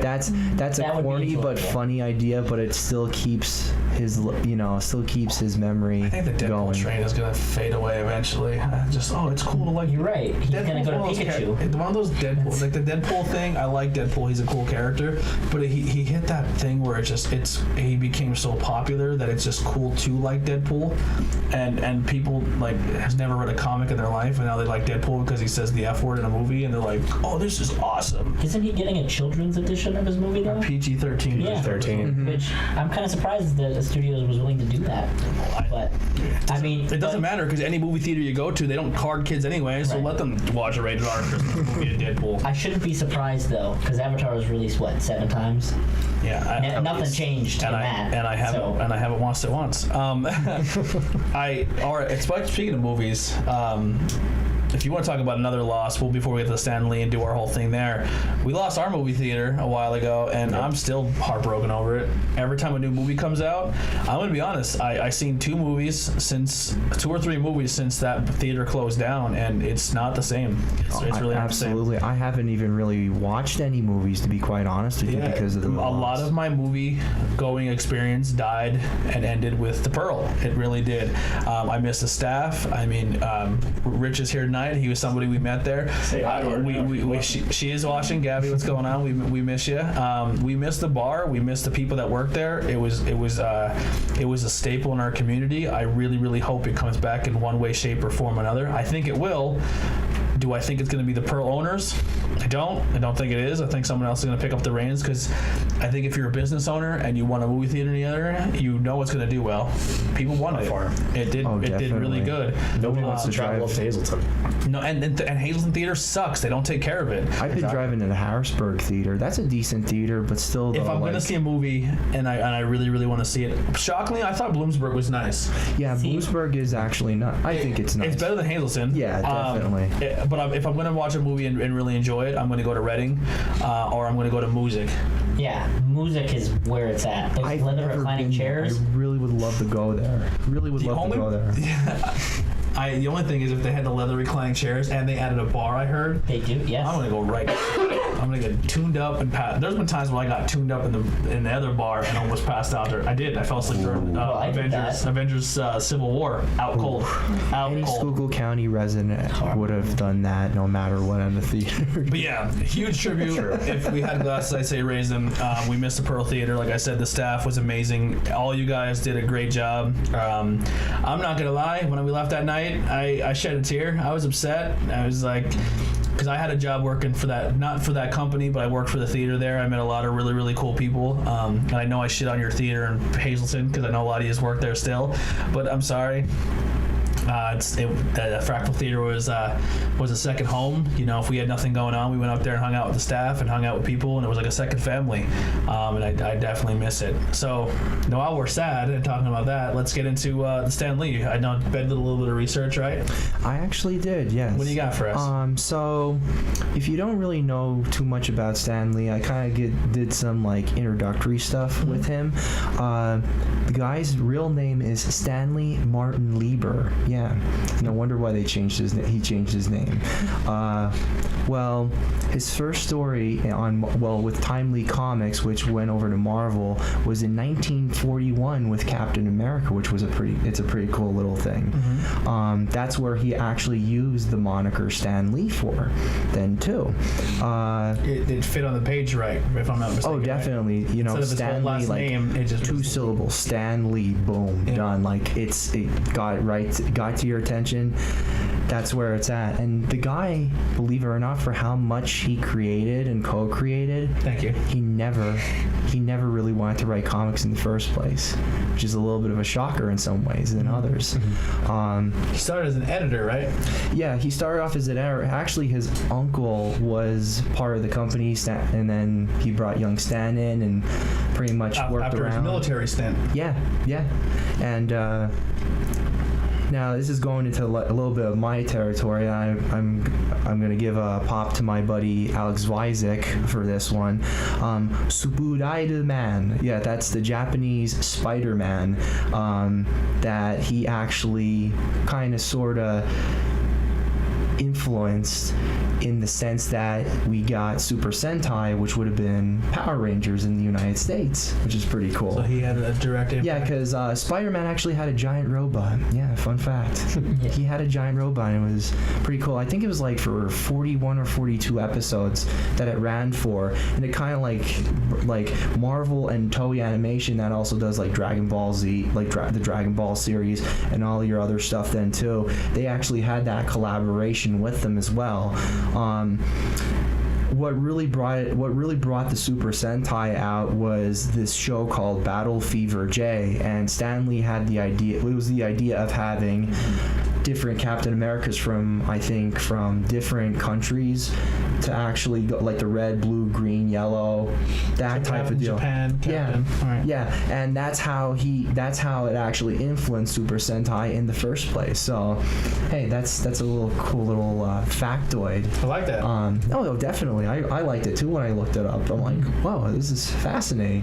And that was also going with commercializing in Japan, like Werewolf by Night, and then like another series then too. I kind of like just touched up on, but I was really more focused on the giant robots with Power Rangers and stuff because I grew up with that as well. So, but I actually did get a chance to meet Stan Lee twice. The first time that I got to meet him was at Philadelphia Wizard World. I think it was in 2012 or 2013. It was about 5 or 6 years ago, pretty much. And it was a long day at a convention. I got to see Michael Rooker, Norman Reedus. Stood 3.5 hours in line. My feet were killing me, and it was just it was just terrible. Sorry, I could hear the dog snoring in my headphones. It was just terrible. So I decided, like, I saw Stan Lee, I'm like, oh man, like, should I really spend the money and get a book or whatever? And then it was Desert Storm, or not Desert Storm, it's like Desert something collectibles that was there, because that was like his facilitator at the time. I never really got into graded comic books, so there was Amazing Spider-Man 300, which is the first appearance of Venom, and then they had Marvel Premiere the first Ghost Rider, and like I'm thinking to myself, well, what should I get? And I'm thinking, well, I'm more familiar with Spider-Man, so I'm gonna go with Amazing Spider-Man 300. So $200, got the book. Then it's like, oh, get it signed by Stan Lee, right? So I have the book. I never thought I would pay the money for it. And I'm like, they're like, oh, take your book out. I'm like, oh shit. I'm like, oh shit. I have to take this book that I just bought. And I'm like, I'm afraid like rip it. Like if I just take it out just a little bit or stain it. Stan Lee could have spit on it by that point and still would have money. Insane amount of money. Yeah. So anyhow, got the book, and there was literally like maybe like 5 people in line because everybody else was in the whole Walking Dead phenomenon. I know at the time but yeah, so here I got my book out, and I saw that Stan was struggling a little bit. I'm like, hey man, take your time. I like stood 3.5 hours in line. Take your time, man. I could wait. And he like gave me a smile. I'm like, oh man, he like acknowledged it too. And then he did it really quick, and they're like, oh, you could take your picture of your book, and I still have the photo on my did he talk to phone. Only a little bit. Like I know how long his what did he say to you? He didn't really say entirely too much. I'm like, hey, like, did he say thank you or hi or? Well, I'm gonna get to that. So I'm like, I was really thrilled. I got the book. I stuck my hand. I go, hey, thanks for signing my book. He goes, thank you very much. And then that was the first time I shook his hand. Yeah, and that was like, wow, that was really awesome how I did that. And about 2 or 3 years later, I won some books. One of them is actually I have here shown is the Amazing Spider-Man 13. Went to New York Comic Con. Spent quite a bit of money to see him, and I got like 5 or 6 books signed by him. And I'm like, hey Stan, how you doing? He's like, I'm doing fine. Like,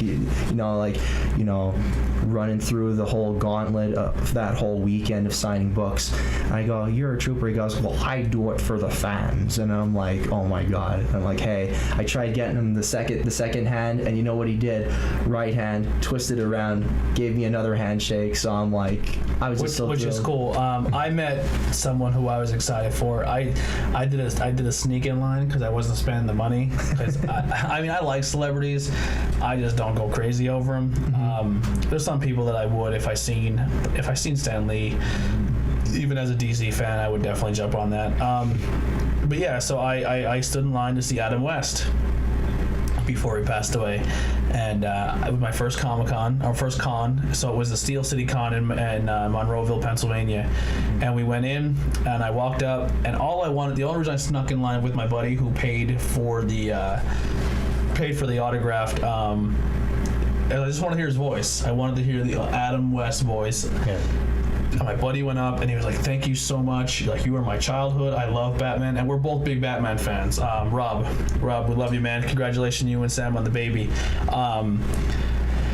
And he didn't say a word. His handler, he didn't even look up. He signed it, and he would only make it out to you, so you couldn't. So obviously people didn't resell.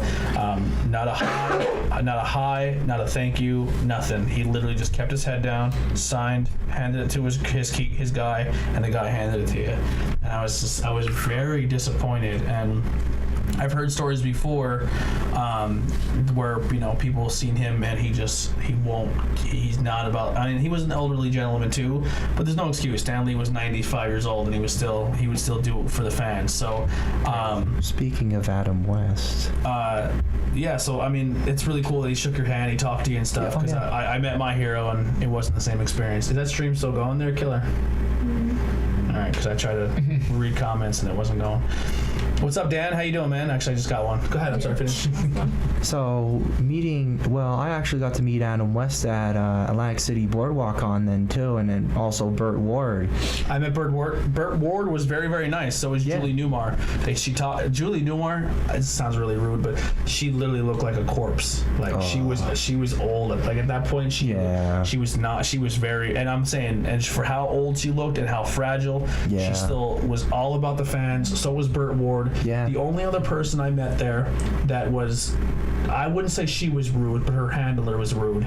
Like I said, Steel City Con was not a big room. It was very, very small. And if they caught you on your phone, you got in trouble, which I was like, get out of here. Like, I don't care. Mm-hmm. I really didn't want to pay for anyone. Like, I'm sorry. I don't care if you're famous or not. Like, you made so much money in movies and stuff. I'm not paying $100 for you to sign something. And China was there, and I walked up to China, and all I said is, hey, listen, I don't have the money for an autograph. I just want to say thank you. As a professional wrestler, I know like you guys put your bodies through hell. You worked your ass off in the career. I just want to say thank you for being a part of my childhood, and I'm a huge DX fan. Thank you. And she literally went to say something, and her trainer and her not her trainer, but her handler was like, if you're not spending money, kid, get out of here. And I literally turned around, and she had nobody. Like, it was literally, there was a line for 3 people, and every other table was nobody was even near it.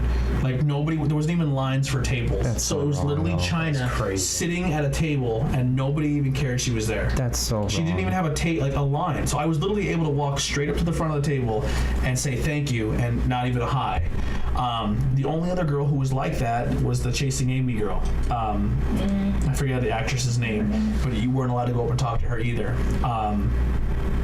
Who did allow you to go talk to him, and the reason we only paid for his autograph and to get him because he was willing to have a conversation with you.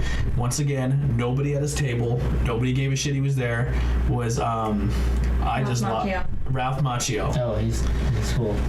Cool. He was one of the coolest dudes. I literally walked up, and I guess he was expecting everyone to be like, Karate Kid, bro. And I'm a Howard Stern fan. Yeah. He was checking his fantasy baseball. He was checking fantasy baseball, and he gave us the. 1 second. Do you mind if I just check my? I was like, check your. I said fantasy baseball, dude. I loved Beer League, and he goes, no one liked Beer League. Are you a Howard Stern fan? And I said, I am. And he goes, I appreciate it, man. He goes, you're the only person here who talked about Beer League to me, and I was like, nailed it. He was super nice, really, really nice guy. The other nice guy that we met, he was kind of cool, and literally, if he didn't have a table, and you came up and wanted to talk to him, he'd be like, "Dude, come around and sit down." And he would like, and it was Tom Savini. I was in Monroeville. I was excited. I'm a huge horror guy. Monroeville is the birthplace of the zombie. It's the Monroeville Mall where Dawn of the Dead was shot. Was there? He was in Dawn of the Dead. He did all the makeup. He did the makeup for Friday the 13th. So when I went up to get, he did Dusk Till Dawn. He actually had the cock gun there, which is cool. I got to touch the cock gun and erect it. It was awesome, and he didn't care. Like, you were able to pick it up and play with it, and you'd have to pay for money to talk to him, which I liked. So walked up and talked to him a little bit. He goes, yeah, pick a poster out and you can get it signed. I think he only charged like $20. It wasn't even like, he probably wouldn't even charge. And I think we got a picture too. We got a picture, and he's like, dude, and the guy's like, well, another $10 you do a picture. And he looked at the guy and goes, just come around. Like he didn't have anyone at his table. No one knew who Tom Savini was in Monroeville, which pissed me off. So I literally got a Dawn of the Dead poster, and he signed it, which was awesome because it's one of my favorite movies. And he signed it, and it was awesome, and I was really, really happy about it. But sometimes you meet some celebrities, or you meet people you idolize, and it's not always the same story. So I'm really happy that Stan Lee, without meeting him, lived up to that moniker that he, because he seemed like he was there, and he realized that we made him popular, we made him famous, his creations are popular, and if people didn't get behind it, it wouldn't be what it is today, and he definitely was very thankful for that, which is cool. It's very cool to hear. That's the huge part. Like, if a creator is honoring the fans, 'cause he understands that if the fans aren't there for him, he doesn't have a job. Yeah. And he was super cool with that. He needed us just as much as we needed him, and we appreciated his creation, and he appreciated us for liking his creation. Same with something like this. Like, honestly, we have 3 people watching, 6 people watching. He didn't do it probably to make money. He did it because he had a creation and he wanted to see it go. And if people appreciate it, like if someone tells me like, hey man, I listened to 13 seconds of this show, I appreciate that, and I think that's where a lot of people lose track of it. Like, oh, people aren't watching my shit, it's not worth it.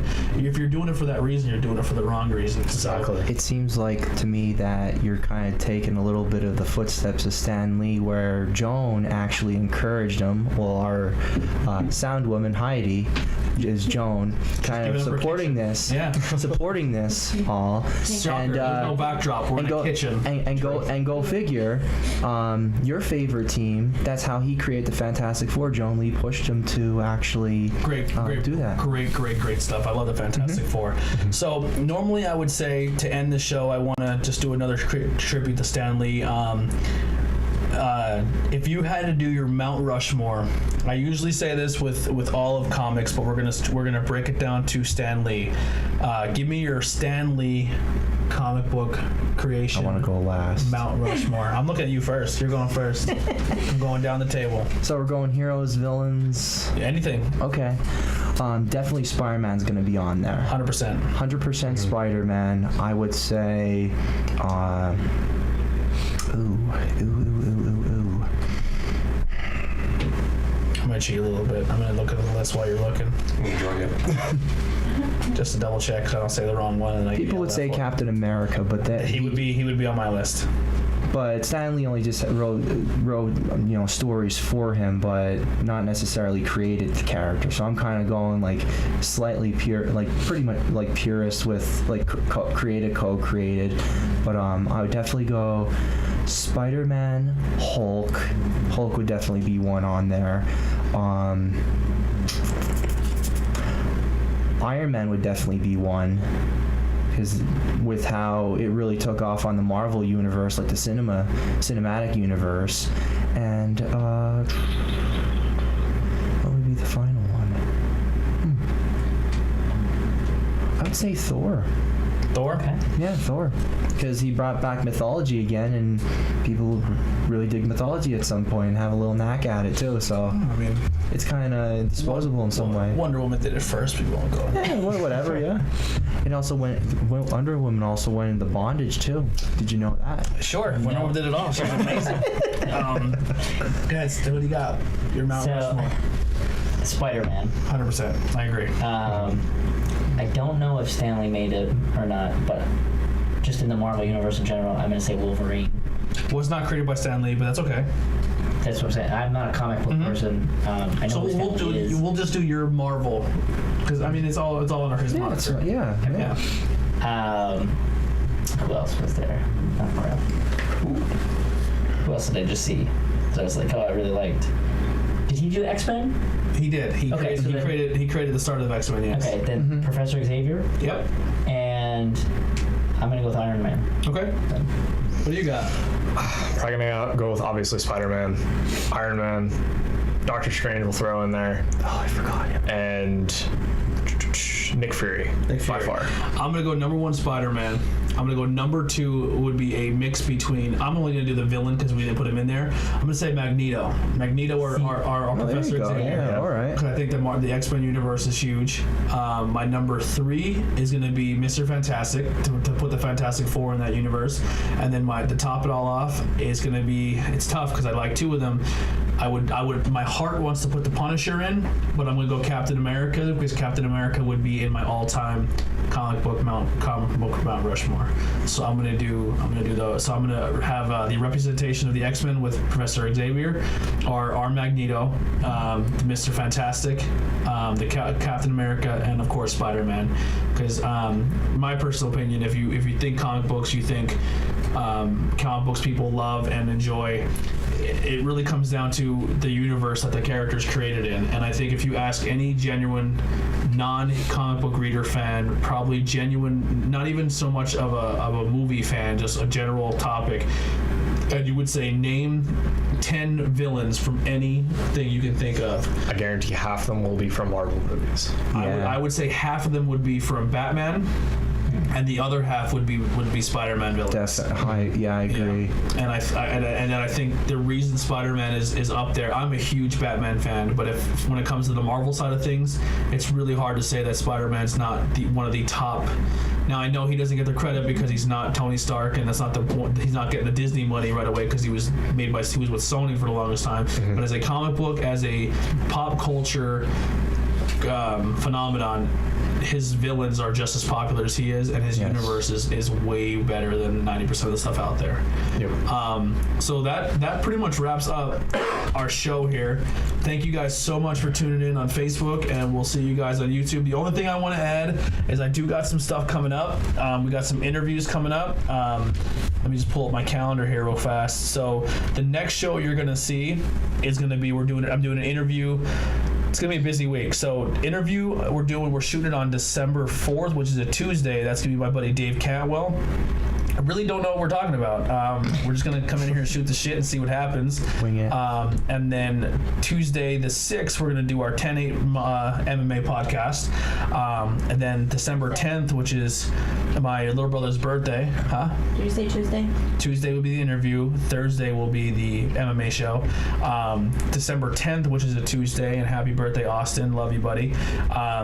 December 10th, I'm doing an interview with my dad. Really, really looking forward to that. If you've never been raised around or involved with in any sort of way with living with a family member or even as yourself as a volunteer firefighter, it is a different experience growing up.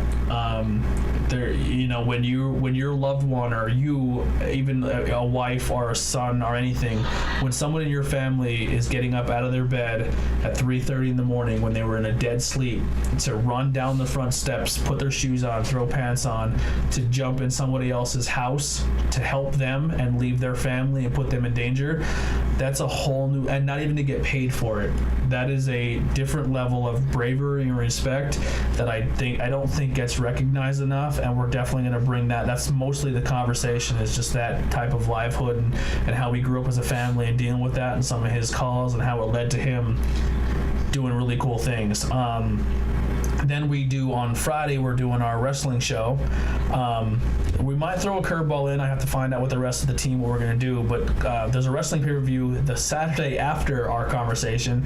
So we might do another interview comes up on the 18th of December, which is our buddy Tony Roman. Another one I'm not really sure 100% on. I know he's a musician. I know he lives in Florida. I don't really know too much, so I'm expecting a lot of fun and kind of getting into a territory where I don't really know too much about my guest. So I'm kind of relying on them to tell a story and go from there and kind of just shoot the shit. And then we go to Thursday again, which is going to be our MMA episode. And then we might go back to back. We might do a Friday to talk about the previous pay-per-view so we don't get too far behind on the wrestling, so the next show doesn't run for 3 hours again. This is probably running very long. We'll probably have to break this up to two separate audio clips on the on the streaming services if you like to listen to the audio, which you listen to a lot today, which I appreciate. 4 of them. There you go. Yeah, you listen to all 4 interviews, which is awesome. I appreciate that so much. And then we end the month again on the 27th with this show. So it'll be our second show. This is total our 7th show all together. So thank you guys so much for helping out and being a part of this. You know, everyone who's been jumping in, I super appreciate it. It's been a blast. It's something I had a vision on doing for a long time. So having people to support it and be patient with me and realize that not everything goes to plan all the time, but Of course. we're learning, we're getting better. Our camera setup is getting better. You know, I know this camera is probably not the ideal situation, but I want you to tune in to get an idea of what we do, and then to turn in on the YouTube and watch it that way. And you get to see the finished product. So thank you guys so much for the support. A lot of you have been very supportive, between friends of all of ours, family of all of ours. You know, I have a lot of really people who are really getting behind this and helping out. The huge thank you to my parents. This is the second time now they actually helped out towards the podcast a little bit. They actually got us this table so we can accommodate more people and get more people involved. So thank you so much to my parents. It's been the support has been overwhelming, and I know we all appreciate it. And thank you guys so much. We promise to keep getting bigger and better. We have T-shirts and hoodies that are going to be coming. If you're interested, send me a message. We're still working on our prices. I'm thinking that a T-shirt price is going to be $25, only so I can make a little bit back, because the shirt costs to get it done, and then trying to get a little bit of money to go towards the podcast so we can keep getting better. So if you buy a T-shirt, you're not just representing us and wearing a shirt and getting it out there, but you're actually helping us grow. And hoodies, we're probably gonna get hoodies done. They'll probably be around $40. Once again, the cost of getting it done, and then to make a little bit of money to put towards the podcast, it would be very appreciative. If you guys have any other ideas of stuff that you would want market-wise, stickers we'll look at, all that cool stuff. I forgot those names at work today of those things that go on the back of your phone. Pop sockets. Pop sockets. I called it a pop, lock, and drop it, which sounds very similar to pop socket. So we're going to be calling those the pop, lock, and drop it's on the phones. There you go.